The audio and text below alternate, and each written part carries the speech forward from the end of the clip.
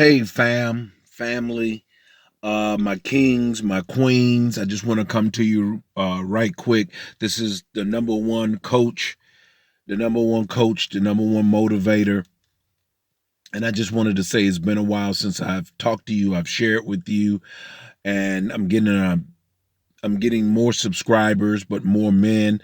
But I don't want to segregate anyone at all. That's not my desire that to separate anyone at all.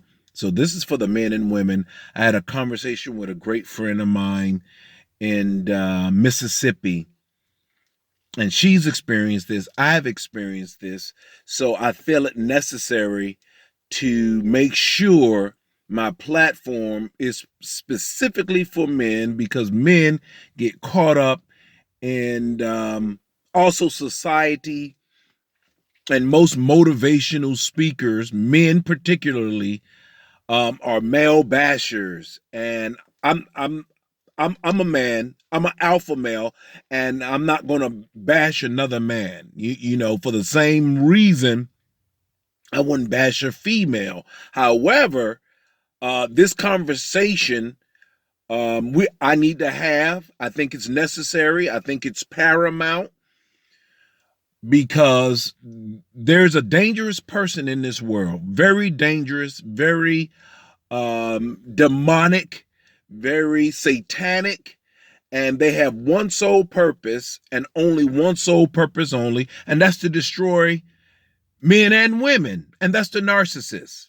And I'm gonna share with you my personal story, and you can like it, share it, subscribe it, repost it on your page to make sure other people are not hurt or harmed by what I will consider the most dangerous person on this earth right now. Okay? We can have several terms for this person: racist, evil, KKK. All of them have one thing in common: narcissism, which is they only think about themselves. That's a narcissist. They don't see anything else about you. They don't care anything about you. Their sole purpose is to take, take, take, take, even if it means your life. Now, you got to get this. Wrap this through your head while you all at Red Lobster, Olive Garden, Outback. Does this person have the potential of uplifting me, depositing in my life? First of all, we have way too many people in our lives that can't contribute, don't give us nothing, don't offer nothing, don't have nothing. And we need to learn how to evict those kind of people out of our lives. They serve absolutely no purpose. If you look at your life, you will find out that you have had more people to make withdrawals than deposits in your life. And so you need to take inventory and then start creating boundaries and letting people know, hey, this is what you can and cannot do in my life. I don't care about your degrees, your 6 figures.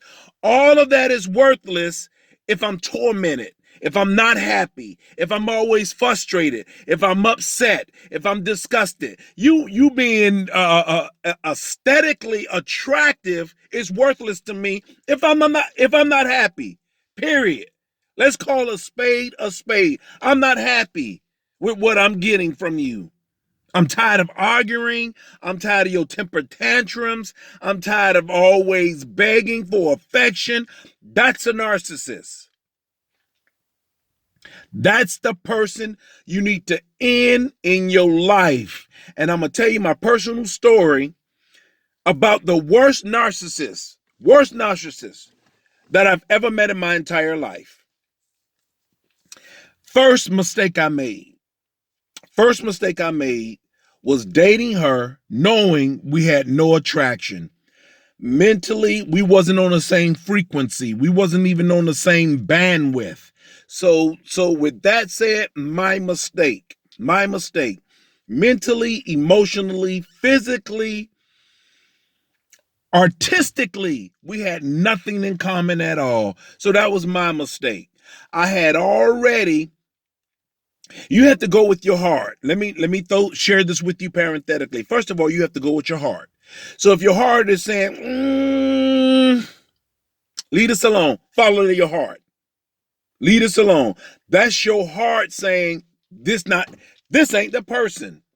Don't betray your heart. That's the worst betrayal, by the way, that you can ever have, is betraying yourself. So the first mistake I made with this narcissist, we were incompatible, and we had an intelligent discussion about us being uncompatible, or incompatible, I should say. Incompatible. I don't think uncompatible is a word. Pardon me. Incompatible. So we wasn't incompatible. I had already had a list. Listen to me carefully, because I think this is paramount when you plan on dating, or even when you're considering marrying someone. You should have a list. In my last video, I shared with you that you should have at least 20 things that you want in another person, in the opposite person, and they need to be able to have 18 of those things before you move forward. That's 80%. I think 80% is a high number. Anything less than that, shame on you. Anything less than 80, shame on you. You should be aiming for 100%, but I know there's this, ain't nobody perfect. It don't have nothing to do with perfect. It simply has what's aligned with my life. Are we on the same page? Are we going in the same direction? That's what it's about. So being perfect is inconsequential. However, there are some things that's perfect. The Bible says all good gifts and perfect gifts come from above. So if there's nothing that's perfect, then God is a liar. So get that right in your mind first. Secondly, the mistake I made was that we didn't have anything in common outside of sex. That's the second problem with narcissists. They always want sex. Even if you didn't want it, even if you was tired, even if you worked 17 hours a day, they always want sex. Always, always, always. They're into toys, they're into pornography, they're into dark thoughts, orgies. I mean, they are and you might think and feel that's attractive. However, pause and consider, back up some. Most people don't want to be carried over in all of that, like they're 19 years old. So you're talking about 30, 40, 50-year-old people that you can run in, and you're like, yeah, this is something that you should have did at the frat house. What are you talking about? 2 or 3 other people in the bedroom, toys. What is all of this about? Some of that is leaning towards bizarre, awkward. Don't lose yourself with the narcissist. So my first mistake was this. Watch this. Let me turn on my car because it's getting warm in my car. I'm sitting in my car. So watch this. Listen to me carefully. The first mistake I made was we wasn't compatible. So I shouldn't have had a date with her at all. You're over here in Winter Haven, Florida, Lake Region. She's a reading coach. Over here at Lake Region High School in Winter Haven, Florida. But I met her at Denison Middle School over here in Winter Haven. I was a reading teacher, certified reading teacher, and she was a certified reading teacher, or she is a reading teacher. Nevertheless, we were incompatible. We had already made the discussion about our incompatibility 2017. For some reason, I forgot about that conversation. So my fault. She came back and she called me about 10:30 at night. And like most men, at 10:30 at night, you like, what you want to do? She called me, what are you doing? What are you doing? What are you doing? And I made the mistake and end up going to her house. She's standing in the middle of the garage when I showed up, freshly showered. I can tell, wet hair. And I obliged. My mistake. Knowing the previous year I had already had this discussion. We're not compatible. There is nothing about you that I had desired. And I had written this list out of the characteristics and qualities I had wanted in a woman. One, I didn't want a woman to smoke and drink. Well, that's actually two. I didn't want a woman to smoke. I don't care whether it was cigars, cigarettes, marijuana. I'm good. I'm good. Somebody else can have you. That was my thoughts. That was my philosophies. Somebody else can have you. Secondly, she drank. She claimed she was a social drinker, but I watched her drink 4 bottles of white wine in one evening. I'm going to say that again. 4 bottles of white wine in one evening. So I was like, oh my God, you're an alcoholic. So you smoke, you're an alcoholic. Okay, all right. What else could go wrong? Then this disturbed me like nothing else. She had dogs and cats around the house, and they were leaving fecal matter all over the house. That disturbed me like nothing else. So now I got strike 1, smoking. Strike 2, drinking. Strike 3, dogs and cats. And I had to go back to my list and ask myself, what are you doing? What are you doing? This is not you. You are 40. I was 48 years old at the time. So I'm thinking to myself, at 48 years old, you have never in your life dated a woman who smoked, drank, and had pets and dogs and cats running all over the house. On top of that, leaving fecal matter droppings all throughout the house. And she thought that was like, no, well, you know what? To her, it was normal. To me, it was abnormal. So I realized I had the problem. And I needed to address the problem within me. Because I was like, this is not who I am. And I was so disgusted that I walked out of the house one time and I stepped in the dog fecal matter inside her house. And before I got in my car, something said, check your shoes. And there it was. I said, oh my God, this is disgusting. I was so disgusted, I threw the sneakers away. That's how disgusted I was. So I made a mistake. I compromised. Okay, so this is what I want you to take with you. Never compromise. Set your standards high and never abort your standard. Secondly, set boundaries. Set boundaries. That's the second mistake I made. Second mistake I made with the narcissist. They always want to know something about your past. And this is the problem we had, being co-workers. She actually got on the phone and told me, she said, somebody is doing the background check on you and they're looking you up, and they shared it with the staff. I was incredulous. I was like, who would do that? That's not even their position to do that. And I'm thinking to myself, I need to protect myself. Somebody's looking into my past. This is odd and bizarre. I let it go. A month into having intimacy with this narcissist, I finally said, okay, we're into this a month. I'm still needing to know who said this. She thought I had forgotten about it, but I didn't. Then she dropped the bombshell. She dropped the bombshell, and this is when I said, okay, I need to know this. Since you let me know this, surely you could let me know who's doing a background check on me at the job, on a county job, which is unethical, unprofessional, and illegal. The county had already vetted me. The state had already vetted me. So who's doing a background check on me? When she dropped the bombshell, I said, okay, this is my time to ask her again. And once she dropped the bombshell, I said, okay, who's doing a background check on me? She told me it was the guy in my classroom, the 8th grade ESE teacher that was in my classroom. I was like, what the hell you say? I immediately went to the principal because the principal had did a professional development training on ethics.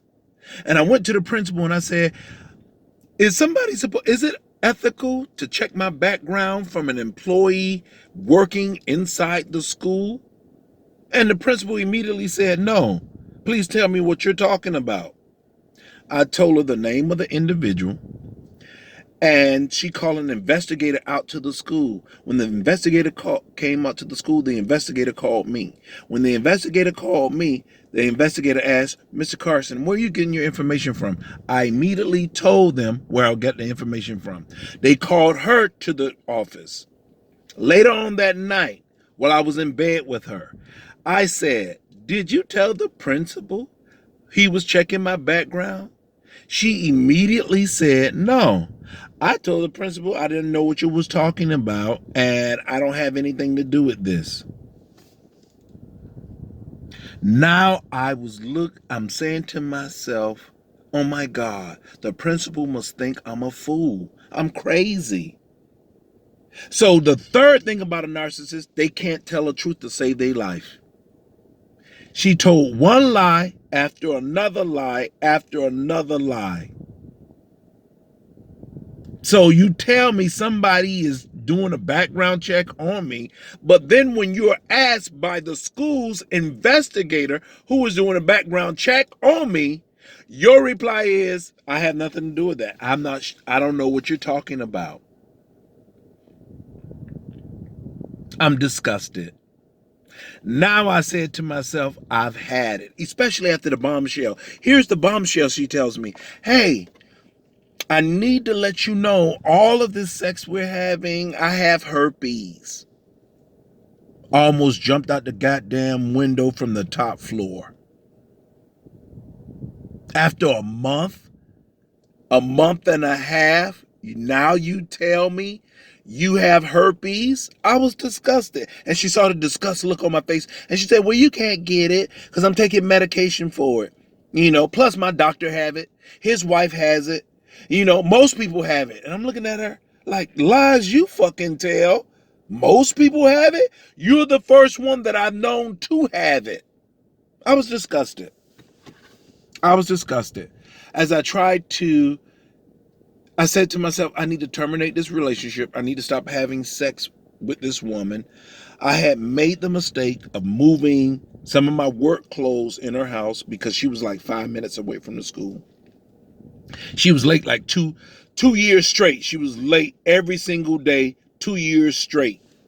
I couldn't imagine why she was so late. Well, yes, I do, because she's an alcoholic, so she couldn't get up on time. She drank wine every single night. And I said to myself, let me get my clothes out of her house. Let me abort this relationship. And that's when the hell started. By the time I tried to get my clothes out of her house, my groceries out of her house, she acted like a fucking fool. She threw my clothes out of her house in a garbage bag. I called the police. I told the police, I met them outside. I said, I have personal belongings inside this woman's house. I never was able to retrieve them. I was never, ever able to retrieve all my personal items, nor any of my groceries from this woman's house. So I had to take it as a loss. But in the meantime, while this is happening, she files a restraining order on me. So I couldn't go back to work for a week because of the restraining order. For some reason, she thought I was a danger to her by asking for my personal things from her home and demanding my personal things. Have you ever heard such a thing? A restraining order? Because I'm asking for my personal things. And the restraining order was on dating violence. She lied and told a judge that I prevented her from leaving her house. 1, 2, that I put my hands on her and I refused to let her go. And I'm thinking to myself, that sounds like kidnapping. That's damn near 10 years to life in prison in some states. Are you telling the judge I'm kidnapping you? And that's what she wrote. If you think I'm lying, go to Polk County, Florida, civil courts, because a restraining order is a civil matter. Civil courts, look up Quentin Carson and you will see it for yourself. You'll see it for yourself. I couldn't get my personal things. And she had the audacity to put a restraining order on me that said dating violence. because I asked for my personal things, my personal items that you didn't pay for. It wasn't yours to keep. It wasn't yours to throw away. It wasn't yours to burn. I remember her posting a Instagram video burning her ex-boyfriend's stuff, and she thought that was funny. So I know what she did with my personal things. And I couldn't believe I'm sitting in court with an attorney on a dating violence case because I wanted my personal things. And the judge cast it off like, well, it wasn't a watch, Mr. Carson. It wasn't a watch. It wasn't expensive. It was just groceries and underwear and bath lotions. And I said, pardon me, it still belonged to me. He asked her one question. He said, did you call the police? She said, no. He said, case dismissed. Mr. Carson, go back to work. Here's the problem.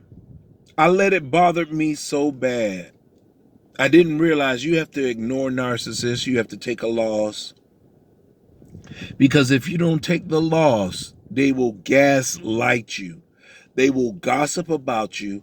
They will talk about you. They will talk about your past. And that's the problem with narcissists. Make sure you don't talk about your past to anyone. No one in this world is entitled to your past, especially if it was 30 years ago. From the background check she did, 2 people had came to me and said she did that. It was the attendant secretary who is still at Denison Middle now, and an ESE 7th grade math facilitator who resigned because she was being bullied by the same narcissist. And she said, I went over her house. I saw what she did. So there was 2 people that knew she did the background check, but they didn't want to tell the principal or the investigator that she was the one that did it because she would have got terminated. So it was just gossip. It turned out to be just gossip.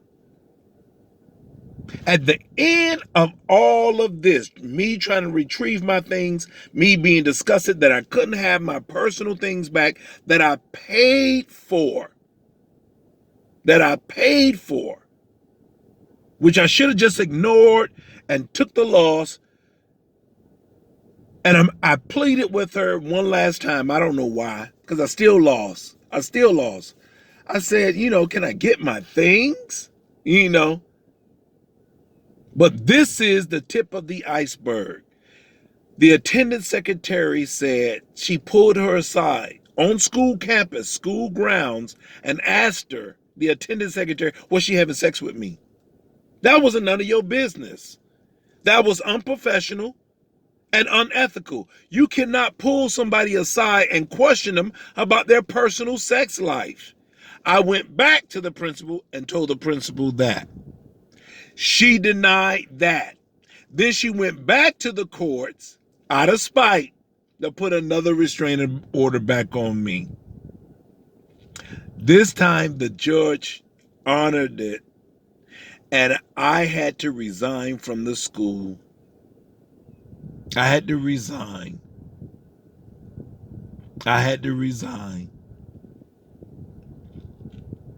And when I think about all the things that I went through and the drama, the headaches, the bullshit, not retrieving my personal things, not getting my personal items, I go back to the fact that we were incompatible. And that's where I made the mistake. And that's what I want to share with you, that if this person that you're sitting across the table with at Chili's, Outback, Fleming's, Manny's, Charlie's Steakhouse, if this person in a month or less does not appear like they have the characteristics that you are looking for, the characteristics and the standard in which you set for yourself, I'm going to share this with you. Don't move forward. Because depending upon the severity of the narcissist, you could end up losing your life, because the problem with all narcissists is the reason they gaslight you, the reason they gossip about you, the reason they ruin your reputation, they ruin your influence, is because they hate being exposed. They hate being recorded when they having temper tantrums. They are mercurial. They are moody. They are flighty. They're one day they're up, the next day they're down. You never know whether they're with you or they're not with you. And it's just, by the time you look up, you don't have a clear thought about what you want to do for that day because of the narcissist. They are utterly draining, mentally, emotionally, and in some cases, spiritually and financially. You will always end up losing in multiple categories with a narcissist. So get them out of your life.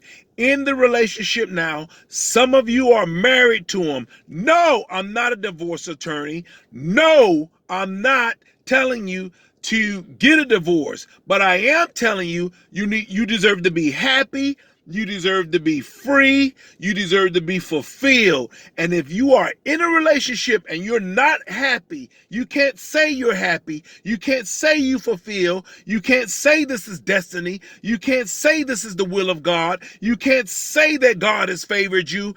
Get out. God damn it. Get out. Don't look back. Take the loss. Move forward. They're not worth it. I got out in 7 weeks. I couldn't imagine myself in that shit for a year, 2 years, 3 years, 4 years. Are you kidding me? I don't have 4 years to give anyone on this fucking earth, and it ain't working. You either making a deposit in my life, I either am multiplying or you subtracting from my life. That's the real conversation, men and women, we need to have. Are you multiplying me? Am I getting deposits? Am I excelling mentally, emotionally, spiritually, financially? Am I gaining? And if I'm not, goodbye. You can keep the clothes, you can keep the groceries, you can keep the diamond ring, you can keep all of that. You're not worth my peace. Period.